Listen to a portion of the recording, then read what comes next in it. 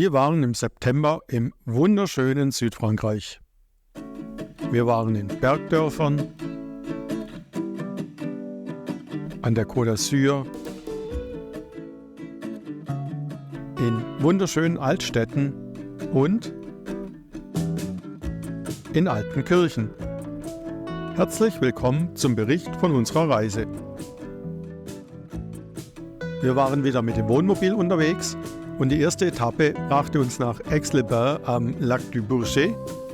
Der Name Aix leitet sich vom lateinischen Aqua, also Wasser, ab. Hier gibt es Thermalquellen, die schon von den Römern genutzt wurden. Am See lädt die Esplanade zum Flanieren ein. Der See ist 44 Kilometer lang und der größte natürliche See, der vollständig innerhalb Frankreichs liegt.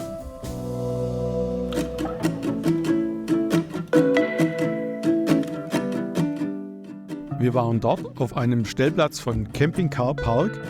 Er ist nur 100 Meter vom See entfernt. Er hat gut parzellierte Stellplätze. Für die Einfahrt muss man einmalig für 5 € eine Karte aus dem Automaten lassen. Mit der hat man dann Zufahrt zu allen Plätzen von Camping Car Park. Hier finden auch große Gefährte einen Platz. Auf der einen Seite ist die Einfahrt, daneben gibt es Fähr- und Entsorgung. Auf der anderen Seite ist die Ausfahrt. Bezahlt haben wir für 24 Stunden 17,30 €. Der nächste Stopp war Saint-Marcellin. Sehenswürdigkeiten gibt es dort nicht wirklich. Eine Sache hat uns aber begeistert. Das war der leckere Käse. Absolute Kaufempfehlung. Übernachtet haben wir dann auf dem Camping Municipal in Tulette. Tulette ist ein nettes Dorf. Das auffälligste Gebäude dort ist die Priorei. In einer Brasserie haben wir etwas zu trinken bekommen. Tulette ist ein Dorf am Rande der Provence. Man spürt dort schon den Süden. Und ein Blick in die Karte zeigt, dass wir tatsächlich südlicher als Genua sind. Der Platz ist gut parzelliert, Strom steht überall zur Verfügung und auch Wasser ist an jedem Stellplatz vorhanden. Und vor dem Tor gibt es eine Poolbahn und im Sommer ein Schwimmbad. Die Sanitäranlagen waren sehr sauber und gut in Schuss. Die nächste Station war Avignon. Schon bei der Anfahrt sind wir, ohne es zu merken, unter der berühmten Brücke durchgefahren. Unsere Blicke wurden von der mächtigen Stadtmauer angezogen. Wir sind einen Stellplatz auf der Rhône-Insel angefahren. Hier gab es noch viel Platz. Die Stellplätze sind nicht parzelliert und die meisten ohne Strom. Von der Rhône-Insel hat man einen schönen Blick auf die berühmte Port d'Avignon und die Altstadt mit dem Palast der Päpste. Im 14. und 15. Jahrhundert residierten hier für rund 100 Jahre verschiedene Päpste. Über die Brücke erreicht man die Altstadt in gut 10 Minuten zu Fuß. Die Altstadt ist groß und schön. Man merkt an vielen Stellen, dass Avignon schon früher eine reiche Stadt war. Der Palast gleicht mehr einer abweisenden Burg, die von außen nicht wirklich einladend wirkt, aber richtig Eindruck macht.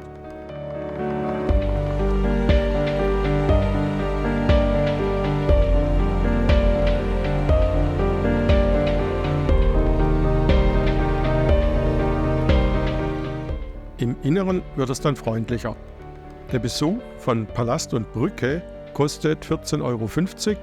Bei der Besichtigung erhält man ein sogenanntes Histopad, das in Augmented Reality zeigt, wie es damals in den Räumen vermutlich aussah.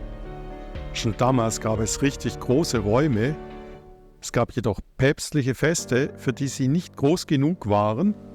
So wurde die Wand in den Nebenraum durchbrochen und nach dem Fest wieder zugemauert.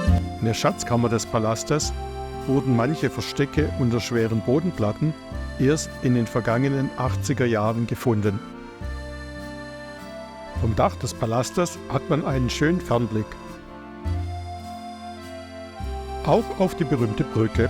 Rund 2 Stunden haben wir für den Rundgang gebraucht, an dessen Ende der unvermeidliche Souvenirshop steht. Auf die Brücke kommt man durch ein relativ schmales Tor. Eigentlich heißt die Brücke nicht Pont d'Avignon, sondern Pont Saint-Bénézet nach seinem Erbauer Bénézet, der provençalischen Abwandlung von Benedikt. Bereits im 12. Jahrhundert wurde die Brücke erbaut. Vor einem der Brückenpfeiler sind 2 Kapellen übereinander eingerichtet. Die Brücke über die Rhone erleichterte den Handel ungemein, doch es gab auch immer wieder Probleme. An einigen Stellen war sie recht eng für größere Karren und Wagen und immer wieder wurde sie durch Hochwasser sehr stark beschädigt und teilweise zerstört. Die Reparaturen waren sehr kostspielig. Im 17. Jahrhundert gab man es dann auf, die Brücke nochmals zu reparieren. Von der Brücke aus kommt man dann auch noch auf ein kleines Stück der Stadtmauer. Am Abend herrscht auf der Insel eine schöne, entspannte Stimmung. Am nächsten Morgen ging es dann weiter. An der Einfahrt gibt es die Möglichkeit der Ver- und Entsorgung. Für 24 Stunden sind 11 € fällig, zahlbar bei der Ausfahrt mit einer Kreditkarte. 40 Kilometer weiter östlich liegt Gordes. Gordes trägt das Label der schönsten Dörfer Frankreichs und zählt zu den 10 schönsten Dörfern der Provence. Entsprechend touristisch geht es zu. Die alten Häuser des Dorfes schmiegen sich an den Hang und aus unserer Sicht trägt das Dorf das Label zurecht.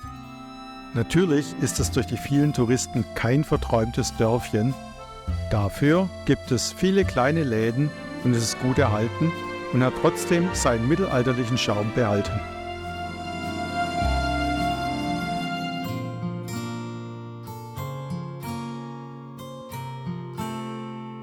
Schon von weitem sind das Schloss und die Kirche die auffälligsten Gebäude. Das Schloss kann gegen Gebühr besichtigt werden. Auch die Kirche atmet das Mittelalter.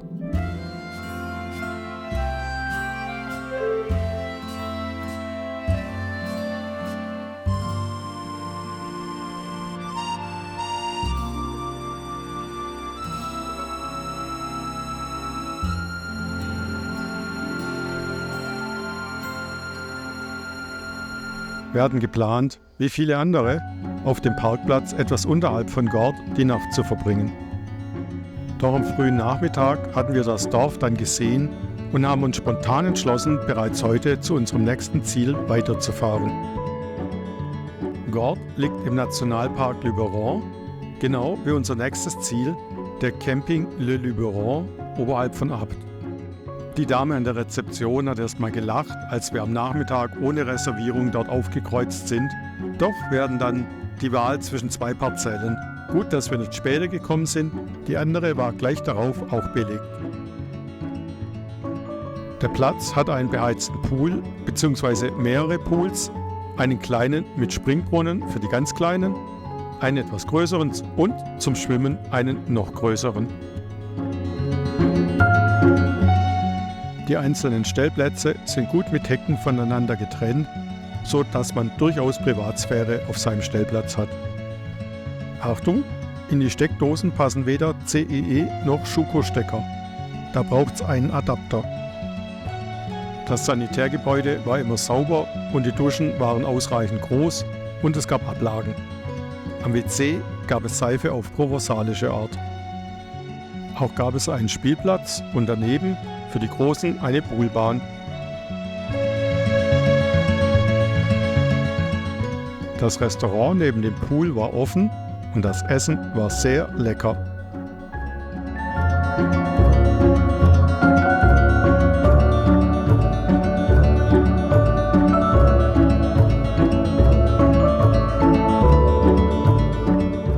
Vom Platz aus sind auffällige Felsen zu sehen und daneben ein Dorf, das sich unauffällig an den Hang schmiegt. Das Dorf ist Seignion. Zu Fuß sind es vom Campingplatz ca. 2 Kilometer bis zum Dorf. Man kommt entlang der Straße dorthin oder, wie uns an der Rezeption empfohlen wurde, über einen Fußweg. Der Weg führt vorbei an Häusern im provenzalischen Stil, über schmale Wege, die mehr für Trekkingschuhe als für Kinderwagen gedacht sind, und vorbei an schönen Anwesen.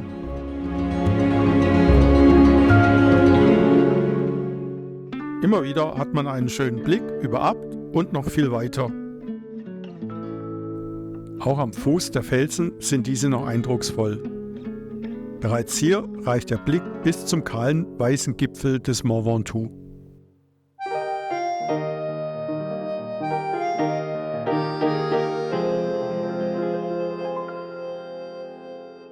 Über schmale Stufen kommt man auf das flache Dach der Felsen.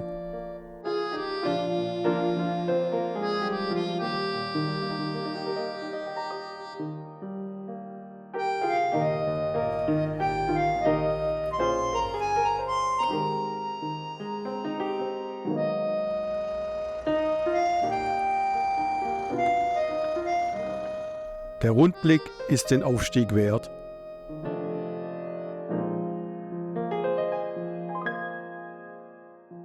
Das Dorf selbst ist beschaulich, hier scheint alles entschleunigt zu sein.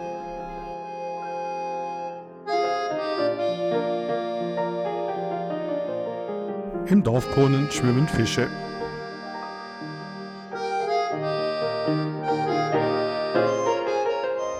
Die Kirche wirkt authentisch und zeigt viel Geschichte.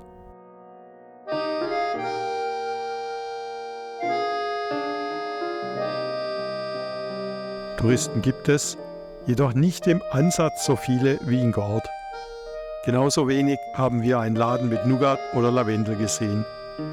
Die Einheimischen scheinen der Überzahl und in alten Häusern parken alte Autos. Am Rückweg entlang der Straße sind wir an Lavendelfeldern vorbeigekommen. Wie überall waren sie gemäht. Je nach Lage ist die Ernte spätestens Anfang Mitte August. Für ein schönes lila Blütenmeer waren wir einen Monat zu spät dran. Der nächste Ausflug führte uns nach Abt. Die Altstadt von Abt ist vom Campingplatz gerade mal 3 Kilometer entfernt. Wir waren sogar zweimal in Abt. Einmal an einem normalen Tag und einmal beim großen provençalischen Markt. Hier müssen sich Besucher und Marktstände den wenigen Platz teilen. Aber ohne Markt haben uns die engen Gassen der Altstadt mit ihren vielen kleinen Läden gut gefallen. Am samstäglichen Markttag ist es dann viel voller und die Stadt verschwindet hinter den Marktständen. Das Angebot wird dem Namen großer provençalischer Markt folgerecht. Die Farben und Gerüche haben uns zum Schwärmen gebracht.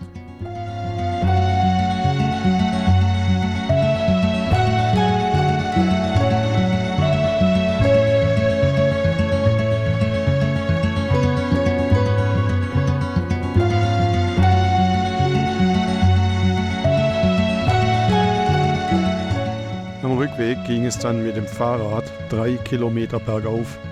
Gut, dass der Campingplatz einen Pool hat. Unsere nächsten Stationen waren Antibes, Nizza, Grasse, der Lac de Sainte-Croix mit dem Gorge du Verdon und Annecy am Lac d'Annecy. Die seht ihr im nächsten Teil. Wir freuen uns, wenn ihr wieder dabei seid.